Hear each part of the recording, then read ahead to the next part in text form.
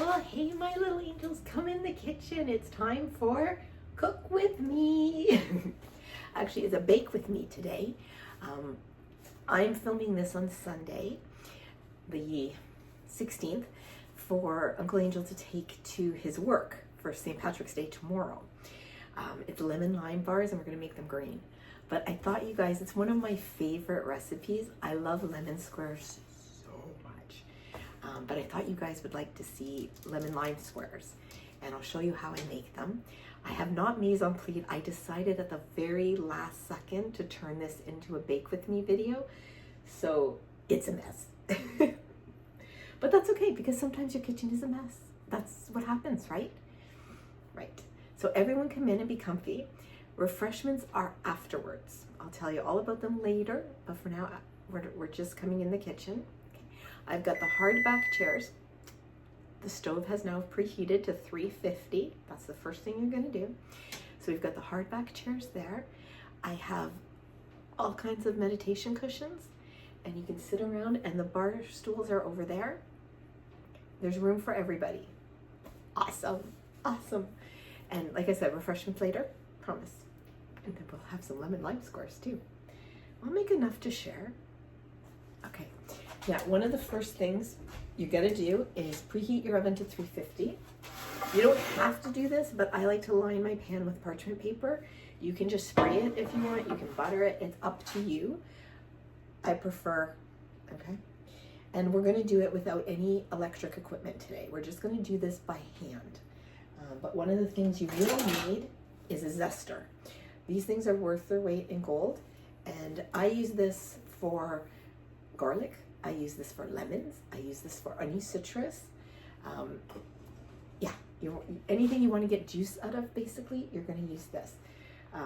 Well, that's not true, but you know what I mean. The zest of something. That's what you want.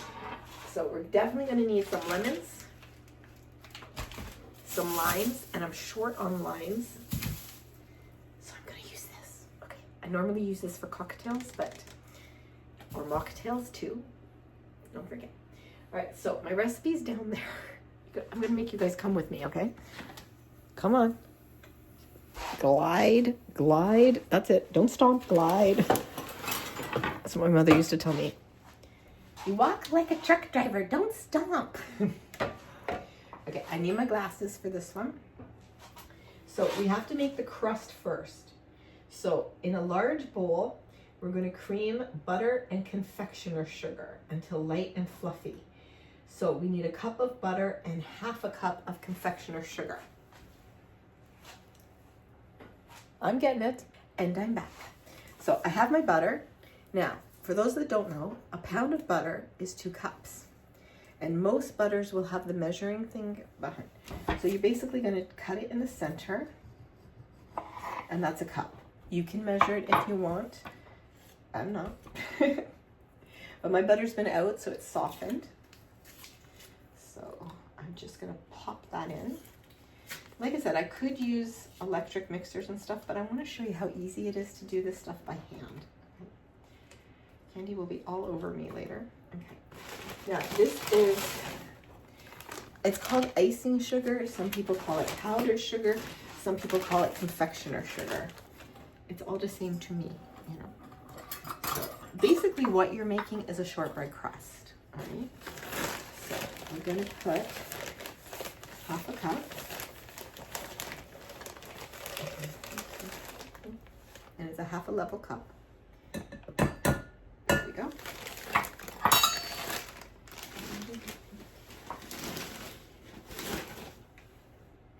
We'll need flour for this. So.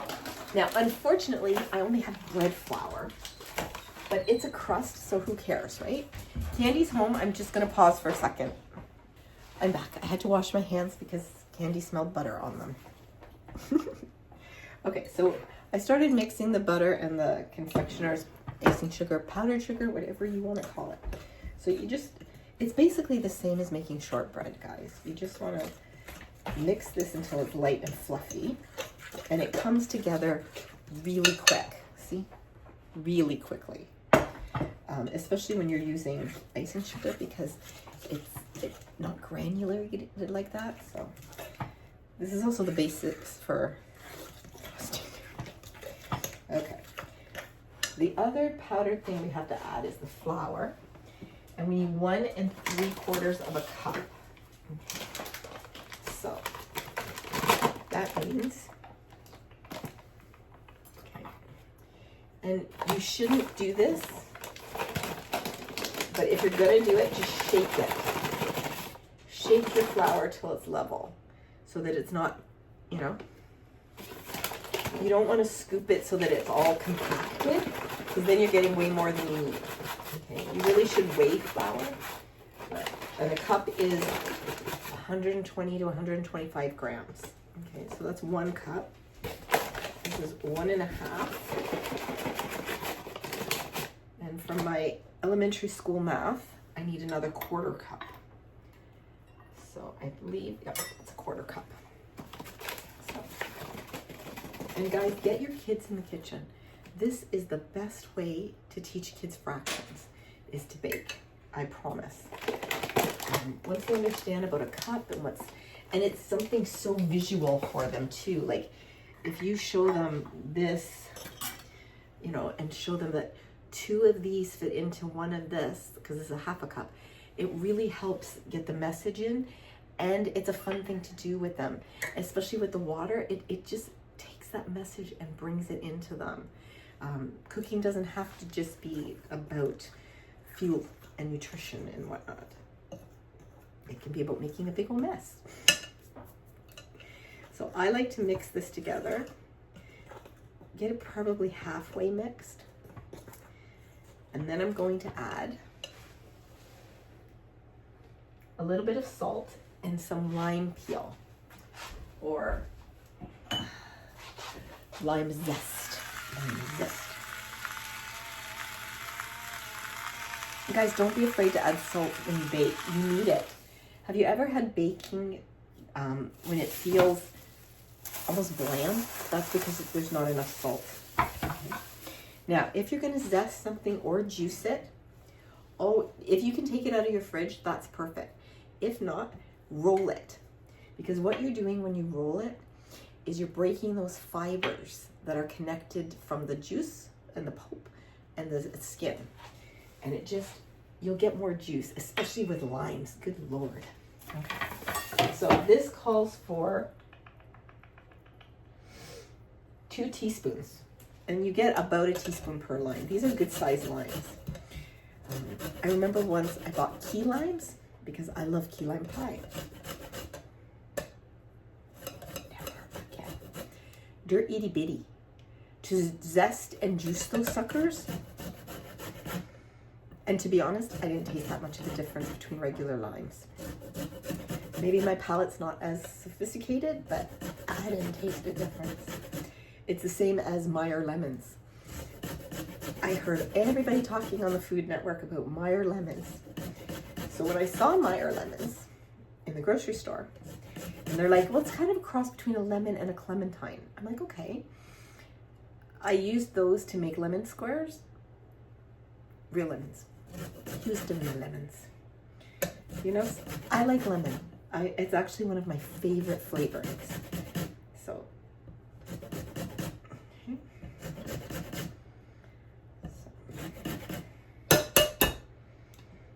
I'm going to show you what the zest looks like.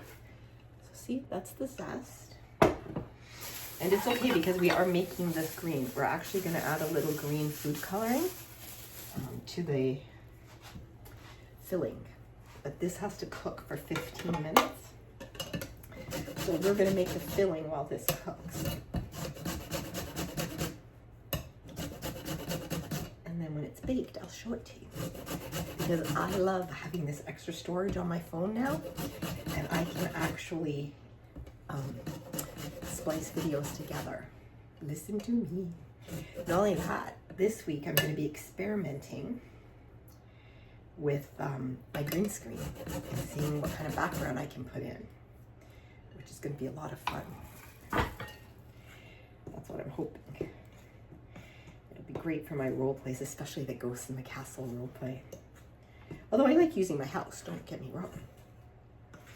So you want to mix this together. You can use your hands. I would normally use my hands, but because of my nails, I would use gloves.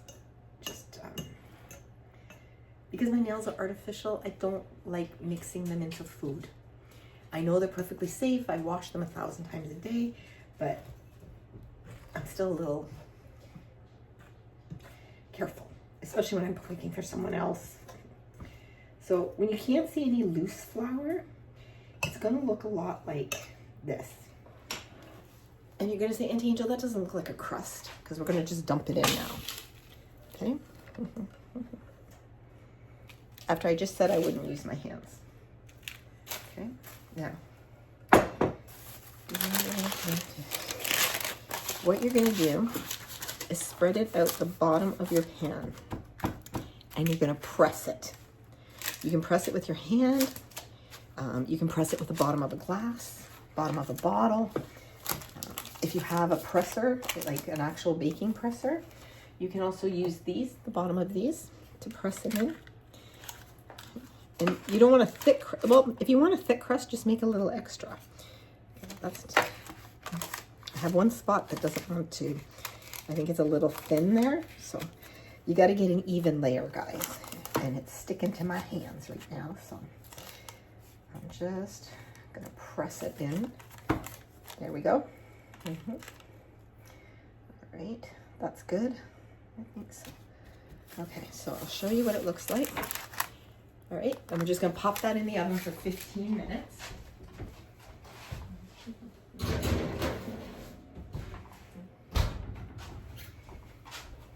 It tastes good.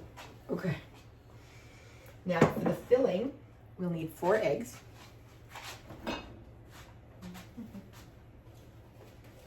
Ideally, your eggs should be at room temp. Mine are not.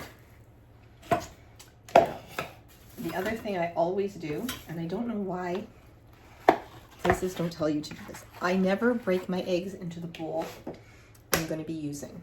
I break them into something else, because if you get a shell in it or you get a bad egg, you don't want to waste all of your ingredients. Okay. And the other thing is, people don't beat their eggs. I'm like, I always beat my eggs before I put anything else with them. So I'm mixing my eggs. And basically, guys, what we're making is a custard, okay? This is, you'll be done this and you'll be like, I made a custard. Okay. So we've got our 4 eggs, okay? Now, I like to beat them well. I just think it helps distribute all the other ingredients so much better. What else am I going to be using? A 1/4 cup of flour, some baking powder, and the lemon and lime juice. Okay, so we can do that. Okay, those are well mixed. So now we want to add a 1/4 cup of flour. And the reason for this, I can tell you right now, that's your thickener. Okay, some people might use cornstarch. There's all kinds. Some people will use a can of condensed milk as well with just the eggs and the juice and cut out anything else, but we're going to use this for now. I'm going to put you on hold for 1 second while I grab the baking powder. Okay, the reason being they're all in that cupboard and I don't want you to see my butt. Now I'm going to use my favorite measuring spoons that my friend Raymond gave me. And I need a 1/2 teaspoon. I'm going to put a 1/2 teaspoon of baking powder in that. Okay. And we're going to need 1.5 cups of sugar and the juice. I got to get the sugar. 1 sec. Okay, so I'm just going to reuse this. And we need 3, right? And 1/2 times 3 is 1.5. Again, I'm telling you, get your kids in the kitchen. It's fun, it's educational. Okay, so that's 1.5 cups of sugar. Now I'm going to mix this together, and then we're going to mix the juice in. Okay.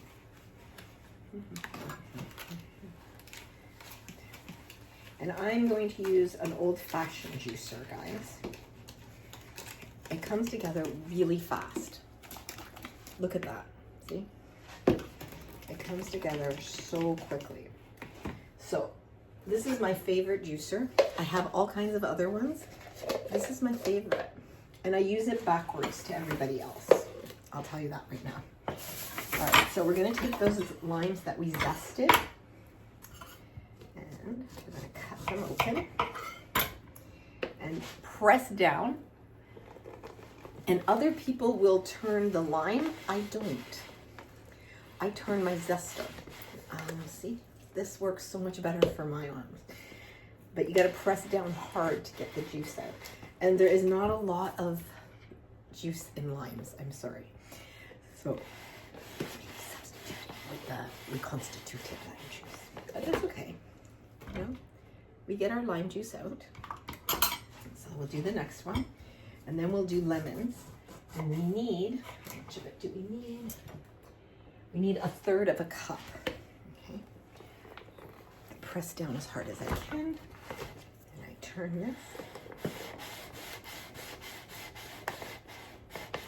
And it comes out, look, see? It comes right out. Where did I put the other half? There we go.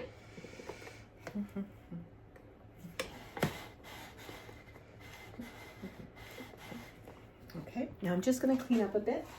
I love having this. It was one of the best things we put in the kitchen, was to have this living waste bin right here. It's so easy for me to just do that. So now we'll do our lemon. Same thing. We're gonna roll your lemon. And then we're gonna cut them. There we go. I'm gonna squeeze that down. I find lemons really easy to do this too, and clementines. The bigger the fruit, the easier it is, I think, personally. See that? You get all that stuff out. And I'm not afraid to put some of that pulp in too, because that's pure flavor.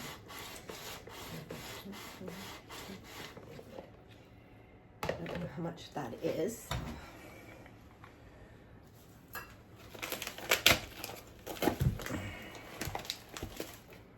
My back is bothering me again, guys.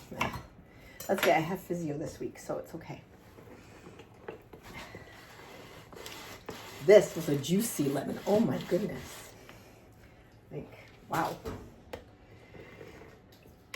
And I love these because it catches the bigger pieces of pulp and it catches all the seeds. Okay, let's see if we have 1/3 of a cup yet. I think this is 1/3. 1/3 of a cup. Oh, we have just 1/3 of a cup. I'm still going to add a little bit of lime juice. Just a little bit. Just probably a teaspoonful. I like a pucker, you know? Now you're going to mix it all up. And then we're ready to pour it into the crust. When the crust comes out, it'll be slightly brown at the sides. And then we're going to cook it for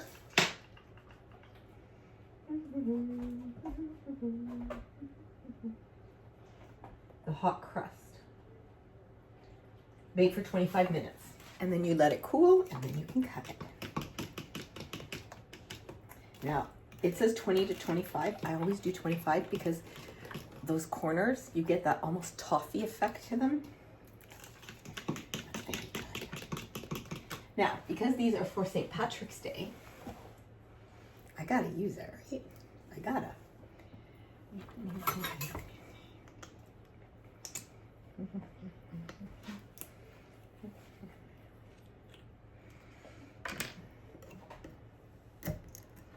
gotta be very careful when using food coloring.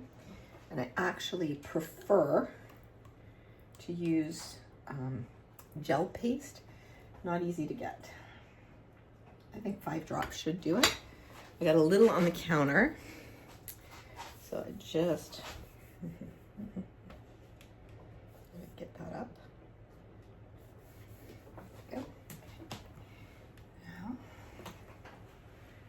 comes the fun part. You can make it as green as you want. I think You can use a little bit more, maybe 3 more drops. Well, 4, what the hell. There we go. You can also get like natural organic if you're worried about food colorings. I have a brother, and it looks like baby Angel too, who's allergic to red food dye.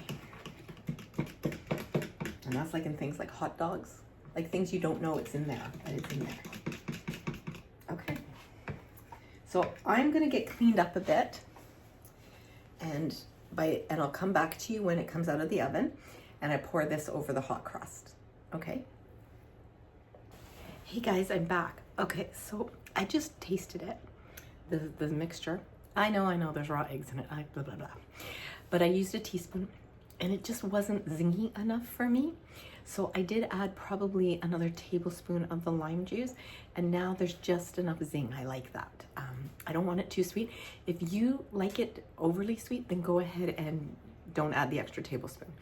But I did add the extra tablespoon, and I'm taking out the crust right now. So let's get that out. Excuse me, Candy. Thank you.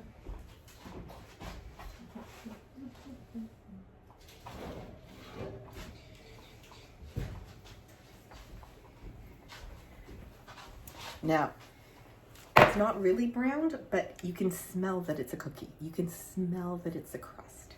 So, and it was in for 15, and it's going in for another 25. So what I do is I just pour it on.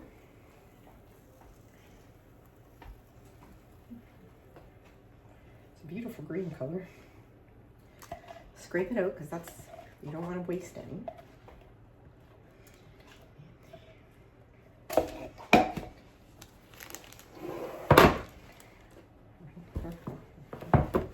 I kind of like to tap it a bit, but that's what it looks like.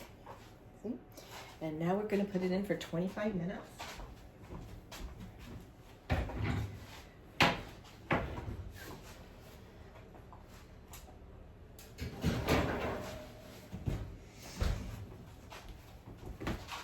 Which is perfect for me, because that means in about half an hour I'm gonna start dinner. So tonight it's just steak. And if anyone wants to learn how to make a really good steak, I have to think I do a good one. And just a baked potato and a salad. Super easy dinner. Super, super easy. So I will be back to show you the finished product.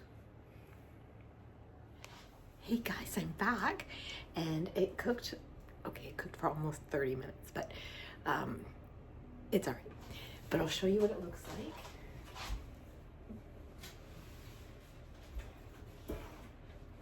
And trust me, when it's cut, after it's cooled, you're going to sprinkle it with some more powdered sugar, and the green will kind of poke through, and it just looks lovely. You can smell the lemon and the lime. You guys, this is going to be so good.